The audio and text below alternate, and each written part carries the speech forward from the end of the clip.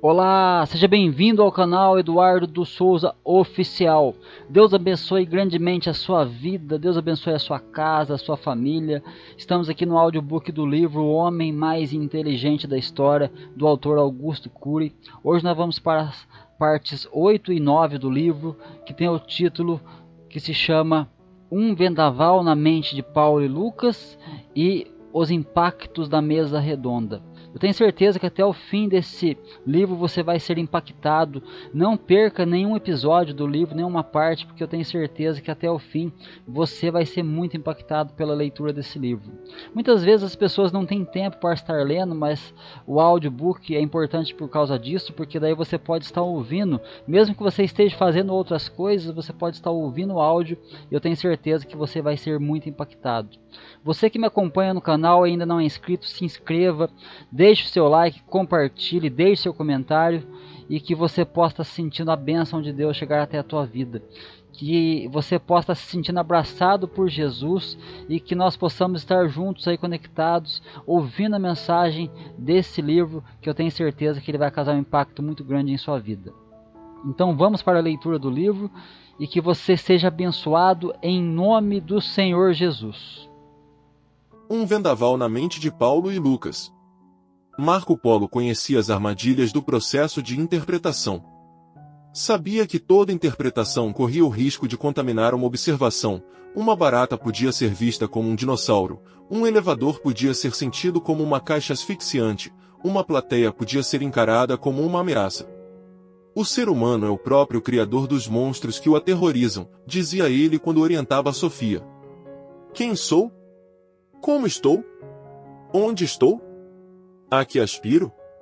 O que infecta a mente de quem interpreta? Esses eram alguns dos fenômenos inconscientes que induziam psicólogos, pais, magistrados e executivos a julgarem de forma distorcida seus pacientes, filhos, réus e colaboradores, lembrou ela. Estude os textos do Dr. Lucas de forma transparente. Seu ateísmo, sua personalidade, seu estado emocional e motivacional não podem contagiar seu olhar, pelo menos não excessivamente, solicitou ela. Marco Polo sabia disso. Caso contrário, fracassaria na complexa empreitada de estudar a mente de Jesus. Não queria brincar de Deus, queria apenas ser um cientista sério e isento. Foi com essa consciência crítica que leu atentamente a introdução do primeiro capítulo do livro de Lucas. Refletiu, comparou, analisou.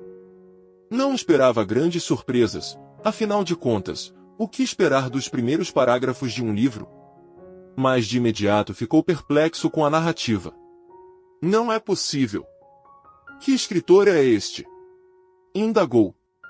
Ficou perturbado com as interpretações. Percebeu que não poderia prosseguir a análise do biografado, o homem Jesus, sem primeiro estudar minimamente o biógrafo, o homem Lucas. E, como pesquisador, procurou usar mais do que o método socrático para aprofundar sua análise. Procurou interrogar as indagações, questionar o que estava por trás das primeiras palavras do médico grego. Quem é Lucas? Qual a estrutura básica da sua personalidade? Era um homem dosado ou superficial? Um curandeiro ou um médico criterioso? Que motivações conscientes o controlavam? Que motivações inconscientes estavam por trás da biografia que escreveu?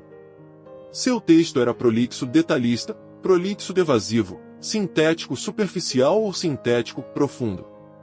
Ao analisar os primeiros capítulos, começou a ficar convencido da última opção. Lucas escreve de forma sintética, procurando dizer muito com poucas palavras. Resume um dia em poucas e densas palavras. Marco Polo estudava o biógrafo e o biografado com tanta concentração que parecia se transportar para o passado e observar os acontecimentos históricos como se os tivesse vivenciado. Depois de horas a fio de estudo, ficou com a mente fatigada. Sentindo necessidade de descansar, dormiu um sono curto, mas profundo. E, por incrível que pareça, algo estranho começou a acontecer. Ele passou a sonhar com os fatos que envolviam sua leitura. 2000 anos atrás um médico ainda jovem estava sentado num banco de madeira na praça central de Antioquia, uma cidade da Síria antiga. Era o entardecer. O dia havia sido extenuante. Muitos doentes, muito sofrimento.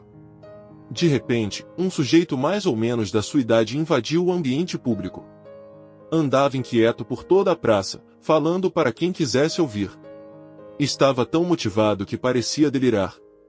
Embora fosse eloquente, somente os camelôs prestavam atenção nele. Mas sua convicção era inabalável. Esse homem cujos seguidores eu encarcerava me fez cair do meu orgulho e beijar o solo da minha insignificância. Mais um religioso delirando, Lucas pensou em voz alta e virou o rosto para não ouvir mais nada. No entanto, o sujeito viu e se aproximou de Lucas. Sem pedir licença, começou a falar do personagem que implodira seus preconceitos e calibrara seus conceitos. Lucas não deu importância. De repente, o homem, que falava 3 línguas, dirigiu-se a ele em grego. Lucas ficou impressionado, mas, polido, perguntou: seu nome, senhor? Saulo, da cidade de Tarso, disse o orador ambulante. Desculpe, senhor Saulo, mas não estou interessado em pregações. Mas você precisa me ouvir, não tenho tempo para essas coisas, sou médico. Excelente. Jesus é o médico dos médicos. Ele fez o juramento de Hipócrates. Juramento? Não conhece o juramento que o grande médico grego ensinou aos seus discípulos? Perguntou Lucas, citando alguns termos desse juramento. Juro que a ninguém darei com prazer remédio mortal nem conselho que prejudique. Em toda casa, aí entrarei, mantendo-me longe de todo dano voluntário e de toda a sedução. Aquilo que no exercício da profissão eu tiver visto e ouvido, que não for preciso divulgar, conservarei inteiramente em segredo. Se eu tiver cumprido esse juramento, que me seja dado gozar a felicidade em minha profissão, interessante, comentou Saulo. Ao contrário desse juramento, o que eu tenho visto e ouvido tenho o dever de divulgar. E, assim, Saulo contou sua experiência no caminho de Damasco, e todo o dano físico, social e emocional que causou aos que seguiam Jesus. Lucas ficou atônito com seu relato. Senhor Saulo, você tinha uma ira incontida. Ser contrário ao seu pensamento era um convite a ser seu inimigo. Como pode ter mudado tanto? Saulo de Tarso fez um longo relato sobre o crucificado e seu projeto. Mas, senhor Saulo, o que me diz desse homem é uma loucura. Eu mesmo estou assombrado com o que me aconteceu. Persegui, pressionei, puni, induzi a blasfêmia, prendi e concordei com assassinatos sumários dos que andavam nesse caminho. Que mal esses miseráveis lhe fizeram para querer feri-los e encarcerá-los? Nenhum, mas feriram meus preconceitos. Confesso, fiquei decepcionadíssimo comigo mesmo, e relatou de forma crua sua violência. Mas a morte de um homem na cruz é o ápice da fragilidade, o maior de todos os vexames sociais. Lido dia e noite com a morte, e qualquer morte é melhor do que a crucificação, enfatizou Lucas. Concordo, mas a morte dele era parte do projeto de Deus, afirmou Saulo. E quando esse tal de Jesus morreu? Perguntou Lucas, curioso. Há 8 anos. E assim a conversa se estendeu. Pouco a pouco o médico grego foi se envolvendo com os relatos de Saulo. Diálogos, trocas e experiências seriam vivenciados posteriormente. Lucas fora tocado de tal forma que não conseguia mais ser o que era antes. Dali a algumas semanas chegaria o grande dia de sua decisão. Abandonaria seu ofício de médico, uma carreira certa, para seguir um homem deslumbrado e com um sentimento de culpa brutal. Era um risco altíssimo para quem tinha muito a perder, para quem era racional. As grandes decisões são sempre solitárias. Lucas decidirá fazer a segunda jornada, a jornada do coração, a jornada que não dá lucro ao bolso, mas à emoção. Escolher a jornada em que se dá o melhor que se tem para fazer os outros felizes. Decidirá recomeçar sua história ao lado de Saulo de Tarso, que se tornou Paulo. Assim, Paulo e Lucas se tornaram amigos inseparáveis por décadas. Jerusalém, 15 anos depois a dupla Paulo e Lucas fazia tanto sucesso que impactava as nações. Paulo atuava no palco do teatro social, Lucas atuava nos bastidores. Paulo, culto e eloquente, convencia as plateias. Lucas, generoso e meticuloso, curava as feridas. Paulo falava para as massas, enquanto Lucas atuava junto às pessoas individualmente, comovendo os passantes que encontrava, fossem eles oficiais romanos ou miseráveis à margem da sociedade. Paulo dava segurança a Lucas, que por sua vez dava apoio médico e emocional a Paulo. Eram encantadores de homens, não recebiam salário, mas eram ricos. Não tinham segurança alimentar, mas comiam o suficiente. A cama nem sempre era confortável, mas dormiam satisfeitos. As pedras eram seus travesseiros e as noites estreladas, seus lençóis. Caiam fora. Estão perturbando a ordem, disse certa vez um oficial romano, Lúcio Estilo, acompanhado de uma escolta. Se nos calar, morremos, afirmou Paulo. E, sem medo da espada que poderia lhe perfurar o abdômen e expor-lhe as entranhas, o corajoso Paulo falou mais uma vez do caminho. Não longe deles, o oficial romano montou acampamento. À noite soube-se que havia adoecido. Ao tomar conhecimento desse fato, Lucas se dispôs a tratá-lo. O oficial inicialmente o rejeitou, mas a febre alta, a diarreia e o vômito obrigaram a mudar de ideia. Acabou aceitando a consulta do médico grego. Depois de medicá-lo, Lucas, como de costume, partiu em silêncio sem nada a cobrar. No dia seguinte retornou para saber se o paciente estava se restabelecendo. Mas isso é um absurdo, Dr. Lucas, disse o oficial quando o médico falou sobre Jesus. Como é possível acreditar num homem que crucificamos? Espanta-me um médico crer nessas fantasias. Todos estamos pasmados, Teófilo Lúcio Estilo. Mas aquele que foi para a solidão de um túmulo superou o que os médicos jamais imaginaram superar. Mas, Dr. Lucas, morremos todos os dias. Estadistas, generais, ricos, todos digladiamos com a morte e perdemos. Eu sei, a morte dribla todos os médicos. Os seres humanos nascem como vencedores e morrem como perdedores. Quando nascem, choram de alegria, quando morrem, outros choram de tristeza por eles. Mas Lucas teve longas conversas com o oficial romano. Todavia, a conversa inteligente com Lúcio Estilo, seus questionamentos finos e suas dúvidas, marcaram o médico grego a tal ponto que ele sonhou em um dia escrever uma narrativa histórica ordenada, com análises e avaliações detalhadas sobre o homem que o fascinara. Pretendo escrever uma síntese da história de Jesus. O que acha, Paulo? Excelente ideia. Poderá colher fatos de que não fiquei sabendo, temas que não conheci. Mas como você fará, Lucas? Você sabe, sou detalhista. Só conseguirei realizar esse projeto se puder entrevistar pessoalmente os personagens que conviveram com o mestre. Iremos para Jerusalém na primavera. Essa será sua grande oportunidade. Lucas e sua missão. Lucas observava a velha cidade, o andar das pessoas, as pedras desgastadas das ruas, as cicatrizes dos muros, os telhados envelhecidos. Parecia que a história penetrava em seus pulmões. Entrevistou Maria demoradamente, conversou com os discípulos do crucificado, com testemunhas oculares que presenciaram os fatos. Seu intelecto entrava em êxtase à medida que ia fazendo um inventário psicossocial dos fatos que haviam marcado as pessoas. À noite retornava para seus aposentos, numa pequena hospedagem no lado leste de Jerusalém. Seus bolsos estavam cheios de fragmentos históricos.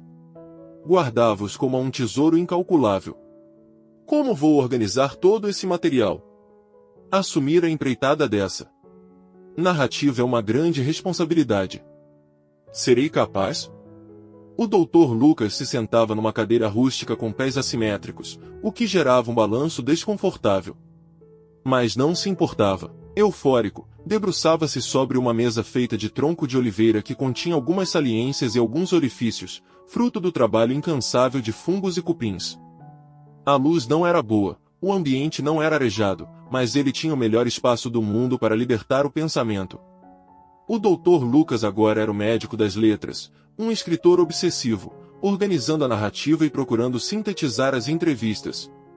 Tratei de muitas enfermidades, observei tremores e ataques febris, mas agora estou trêmulo, quase febril. É dificílimo biografar o homem que abalou nossas convicções, expressou-se para Paulo. Eu sei o quão complexo é. Essa é a obra da sua vida, seu projeto mais importante, afirmou o companheiro, dando-lhe o mais notável apoio. Lucas saía para as entrevistas e retornava. Escrevia detalhadamente, transpirava emoção. Não imaginava que seu livro seria um dos maiores best-sellers de todos os tempos. Os impactos da mesa redonda. A primeira mesa redonda enfim começou. Marco Polo entrou empunhando uma bengala, devido à lesão na coxa. Não queria forçar muito a perna direita.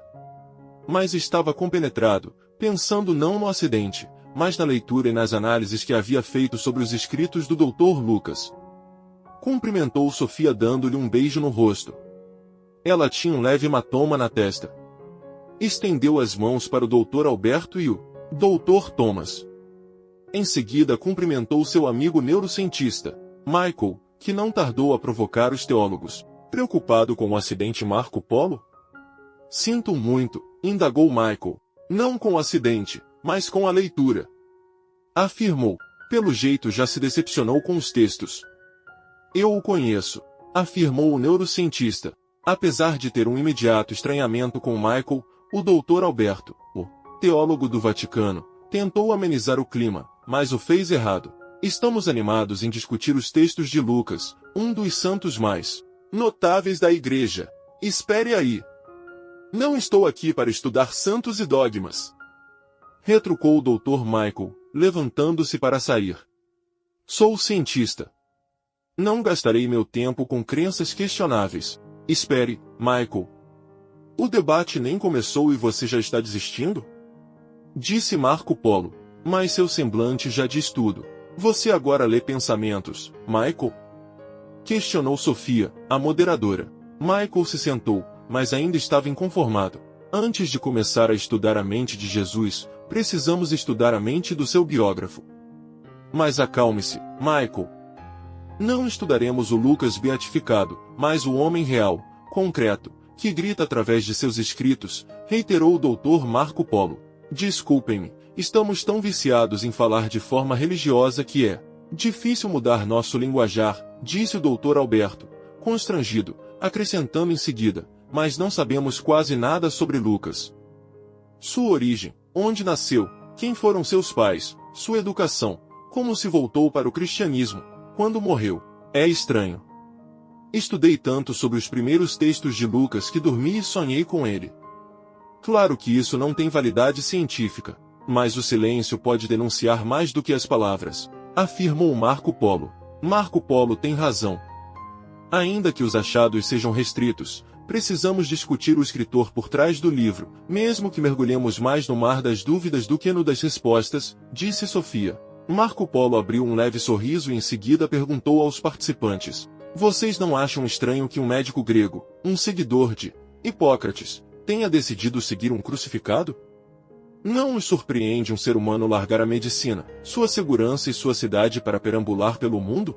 De fato, são comportamentos estranhos, absurdos aos olhos humanos, ainda mais no nascedouro do cristianismo, concordou o Dr. Alberto. Marco Polo continuou na sua arguta capacidade de perguntar: e o que pensam de Lucas, um homem lógico e supostamente generoso, ter um mentor que demonstrou irracionalidade e revelou claros traços de sociopatia? Como assim? Está se referindo ao apóstolo Paulo? Perguntou o Dr. Thomas, trêmulo. Exatamente, respondeu Marco Polo, aguardando a reação dos dois teólogos, que foi imediata. O Dr. Thomas e o Dr. Alberto se levantaram para encerrar o debate, enquanto o primeiro dizia: esta mesa redonda está fadada ao fracasso. Não participarei. Interpretações radicais me dão asco. Concordo, disse o teólogo do Vaticano. Ser ateu, Dr. Marco Polo, ainda que um dos mais notáveis, é algo respeitável, mas fazer prejulgamentos severos como esse é inadmissível. Parabéns, Marco Polo, vencemos! Comemorou Michael. Michael, isto não é um ringue, ponderou Marco Polo. Se fosse, teríamos um nocaute no primeiro round. Vendo que os dois teólogos partiriam, a doutora Sofia tentou contornar o clima tenso. Acalmem-se, senhores. Esperem o Dr. Marco Polo explicar sua tese. Mal nos sentamos ao redor desta mesa e já a partimos ao meio. Sem que os debatedores soubessem, algumas pessoas, cuja identidade era desconhecida, haviam instalado câmeras ocultas para filmar o debate. A ideia era disponibilizar o conteúdo ao vivo, pela internet. Não sabiam que, em pouco tempo, haveria uma multidão querendo assisti-los. Intelectuais ateus debatem a inteligência de Jesus com intelectuais religiosos. O conteúdo era tão empolgante que, em menos de uma semana, os vídeos iriam viralizar e começariam a ser assistidos em vários idiomas. Apesar de o debate ser em inglês, havia um programa de tradução simultânea para os espectadores. Paralelamente a isso, os debates passariam também a ser assistidos, presencialmente. Alguns alunos e professores, ao passarem pela porta, entreaberta, eram cativados pelas discussões. Sedentos de conhecimento, entravam silenciosamente, sentavam-se e ficavam impressionados. No início, nenhum dos debatedores percebeu sua presença. Mas pouco a pouco a plateia aumentou. Os que assistiam aos debates repercutiam suas impressões e divulgavam o evento. Naquele primeiro dia, Marco Polo permaneceu em silêncio diante do clima tenso. Esperou que os ânimos se acalmassem. Os teólogos se sentaram novamente, dando-lhe uma oportunidade para se explicar. O psiquiatra, em vez de pedir desculpas, disparou outras perguntas. O que você acha de um homem punir pessoas inocentes e persegui-las implacavelmente? E levá-las ao cárcere? E pressioná-las a irem contra a própria consciência e suas crenças? E o que pensam sobre esse homem consentir o assassinato dessas mesmas pessoas sem um julgamento justo? Pior ainda, meus amigos, sem nada que justificasse tão severa sentença? Como vocês chamam esse comportamento registrado por Lucas em seu livro de Atos, senhores? Bem, começou o Dr. Thomas. O Dr. Michael interrompeu o teólogo de Harvard. O quê? Paulo, o mentor de Lucas, o biógrafo que estamos estudando, tinha esses antecedentes? Lucas foi um louco ao seguir um homem violento assim. Mas isso foi antes de ele se curvar ao cristianismo, afirmou o teólogo do Vaticano. Mas, independentemente disso, ele tinha traços de sociopatia, o que é diferente de ser um psicopata, afirmou Marco Polo. Como assim? Questionou o Dr. Thomas, que, como muitos, não conhecia a diferença. Os psicopatas matam, ferem e não sentem a dor dos outros, mas, durante boa parte do tempo, podem ser bem comportados socialmente. Os sociopatas, por sua vez, têm transtornos sociais, são violentos, autoritários, controladores, desobedecem às regras, mas isso não quer dizer que sejam frios e destituídos de sentimentos. Paulo tinha traços de sociopatia, mas não era um psicopata. Puxa, agora você me aliviou, comentou o Dr. Thomas, satisfeito. Paulo era violento não porque fosse judeu ou porque defendesse a própria religião, o judaísmo, mas porque tinha transtornos de personalidade, era escravo da necessidade de poder. E explicou o que é o gasto de energia emocional inútil. Ele não tinha proteção emocional. Seu índice GEI era altíssimo. Qualquer contrariedade o invadia. Mas como ele mudou? Indagou Michael, eis a questão. É possível que tenha ocorrido algo em sua mente, algo muito mais forte do que um insight psicoterapêutico ou uma consciência crítica gerada pelo autoconhecimento. Não entendi, comentou Sofia. Também não estou entendendo, disse o Dr. Michael. Como psiquiatra, tratei muitos casos complexos, foram milhares de consultas e atendimentos. Mas o que ocorreu na personalidade de Paulo me parece muito difícil de explicar. É como se sua mente tivesse passado por uma revolução altruísta capaz de implodir seu egocentrismo, disse Marco Polo, respirando lentamente. Não vai me dizer que, do dia para a noite, Paulo deixou de ser lobo e se transformou num cordeiro, disse Michel, descrente. Segundo a psiquiatria, isso não existe, Marco Polo. Ainda estou avaliando, Michael. Parece que Paulo continuou tendo um caráter forte, mas ele passou a usar sua energia não mais para destruir, e sim para construir. Ele realocou sua energia mental. Você tem razão, Dr. Marco Polo, disse o Dr. Alberto, tomando a palavra. Paulo perseguia os seguidores de Jesus de forma implacável, mas algo aconteceu no caminho para Damasco que o transformou num homem desnudado de vaidades, de maquiagens. Ele foi iluminado. Aqui, mais uma vez reitero, não estudaremos fatos sobre-humanos. O que nos interessa são os fenômenos psicológicos e sociais. Confesso que fiquei surpreso ao analisar essa passagem. O vendaval emocional que Paulo atravessou foi gigantesco. Esse fenômeno emocional parece ter sido tão sério que ele decidiu confessar publicamente as suas loucuras. Não conseguia acompanhar seu raciocínio, confessou Michael. Michael, você teria coragem de falar de todos os seus erros, da sua estupidez, das suas reações agressivas e dos seus comportamentos débeis para um jornalista e permitir que ele afixasse tudo isso no mural da universidade? Perguntou Marco Polo, dando um recado para o amigo. Claro que não. Mas Paulo fez muito mais do que isso. Ele dissecou seus comportamentos insanos e permitiu que Lucas os publicasse. Suas loucuras varreram gerações. E, talvez por se abrir com o companheiro, Paulo teve um ombro para chorar e outro para apoiá-lo. Todos nós precisamos de um ombro. Que surpreendente, Marco Polo! Nunca tinha visto Paulo sob essa perspectiva, comentou o teólogo de Harvard. Todos ficaram impressionados com a descrição. Sofia discorreu com competência. Os homens proclamam seus feitos e escondem seus defeitos. Escondem sua idiotice debaixo da maquiagem política, financeira e social. Nunca vi um político, empresário ou pensador relatar seus comportamentos vexatórios de forma espontânea e pública. De repente 3 espectadores começaram a conversar uns com os outros, dizendo que eles também eram especialistas em esconder suas mazelas. Só então foram notados. Michael interveio. Desculpem, mas este debate é particular. Ao que James, um aluno, discordou. Desculpe, mas a quem pertence o conhecimento? A uma casta de notáveis ou à humanidade? Diante disso, Marco Polo e os outros concordaram com a presença dos espectadores. E, voltando-se para os notáveis teólogos, indagou. Os católicos e os protestantes amam o apóstolo Paulo, mas são transparentes como ele foi. São capazes de expor seus terremotos emocionais? Bem, sinceramente, não, disse o Dr. Alberto com honestidade. Se houvesse um clima aberto e acolhedor nos meios religiosos, depressões seriam tratadas, suicídios seriam prevenidos, conflitos interpessoais seriam resolvidos, a pedofilia seria evitada. Haveria gestão, não implosão da emoção. Afirmou Marco Polo. Esse verniz religioso é mesmo detestável.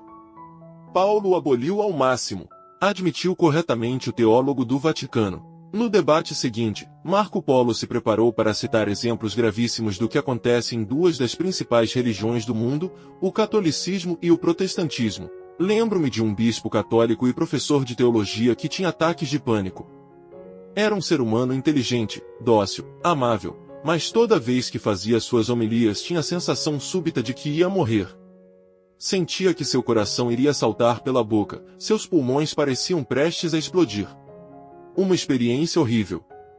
E sabe para quantas pessoas esse nobre educador teve a coragem de falar sobre seus ataques de pânico, Dr. Alberto? Não tenho ideia. Nenhuma. Só depois que seu transtorno emocional se tornou gravíssimo, deixando várias sequelas sociais, é que ele me procurou e se tratou. Nesse momento, não eram poucos os religiosos que assistiam àquele solene debate pela internet e choravam. Alguns de alegria, porque alguém os entendia, outros de tristeza, porque se sentiam dramaticamente sós. E você, Dr. Thomas, acha que os protestantes são emocionalmente mais transparentes, abertos e acolhedores que os católicos? Acho que somos devedores ao exemplo de Paulo e Lucas. De fato, a cultura dos religiosos, apesar das exceções, é a cultura de produzir super-heróis. Não se admitem transtornos psíquicos.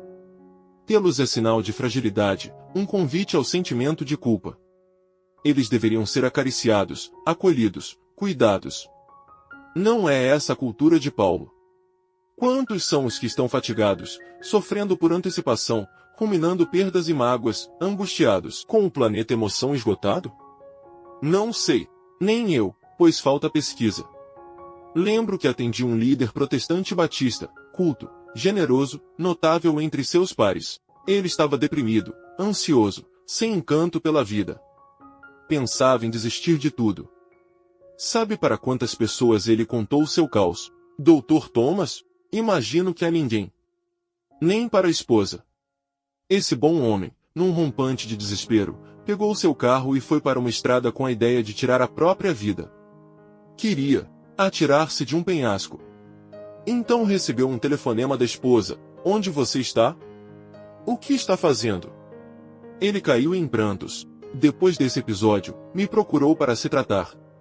Mas muitos se calam. O silêncio nutre os vampiros emocionais. Depois o psiquiatra comentou que o exemplo de Paulo era extremo, que ninguém deveria proclamar suas mazelas publicamente, mas que jamais deveríamos deixar de procurar alguém, um Lucas, um médico, um amigo, um terapeuta, para se abrir. Julgar menos e abraçar mais é uma das ferramentas de gestão da emoção. Creio que foi isso que Lucas quis gritar em seus textos. Mas quem ouve a sua voz? Vemos letras mortas, não um exemplo vivo, pontuou Sofia. Generais que não valorizam seus soldados feridos no fronte de batalha não são dignos de ganhar a guerra, concluiu inteligentemente o teólogo do Vaticano. As religiões podem ser uma fonte de doenças mentais se as utilizarmos para maquiar nossos fantasmas emocionais e nossa saúde mental, completou o teólogo americano. Por sua vez, os professores se escondem atrás do giz, os intelectuais atrás dos títulos, espectadores atrás do filme, líderes atrás do poder, disse Sofia respirando profundamente. Você é transparente, doutora Sofia?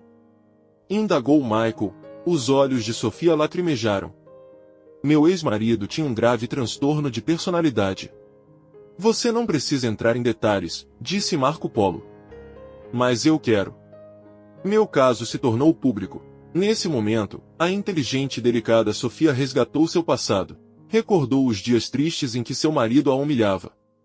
Eu sou belo como modelo fotográfico, muitas mulheres caem aos meus pés, dizia ele. Então por que não vai embora, retrucava Sofia. Porque tenho pena de você, disparava ele. Não quero que fique comigo por compaixão. Você não tem ninguém, sua tola. Seus pais morreram. Seus irmãos estão falidos. Mas eu tenho dignidade. Eu irei embora. Porém ele a empurrava na cama, gritava e ameaçava. Vai embora? Me abandone e eu te mato. Você é mais doente mental que seus pacientes. Mais dependente de mim do que os que usam drogas. Ao recordar essa breve cena de terror, Sofia teve a ousadia de comentar, ele me pressionava de todas as formas. Aquilo me violentava por dentro, mas eu tinha medo de perdê-lo. E ele tinha razão, eu era dependente dele. E, quando ousei terminar a relação, o Stalker surgiu, o monstro veio à tona. Stalker? O que é isso?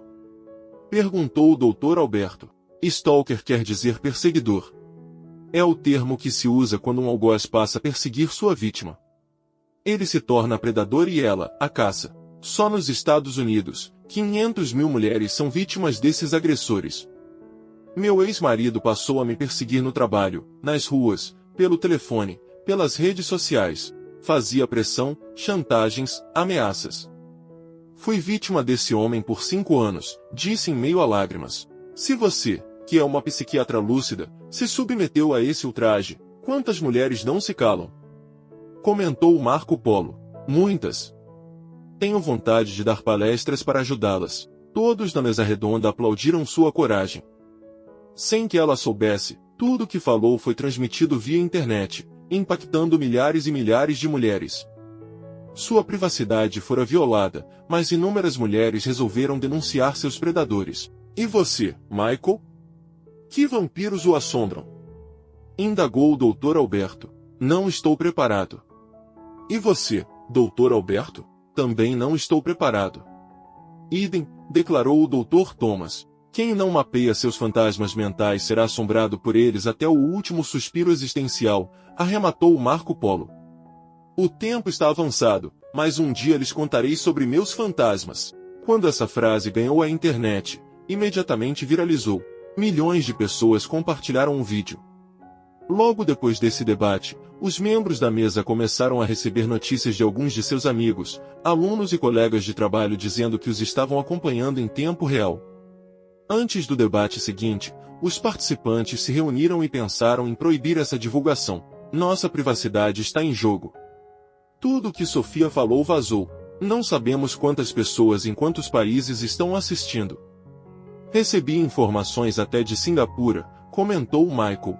Acho que temos de proibir a transmissão do debate pela internet, falou o Dr. Alberto com convicção.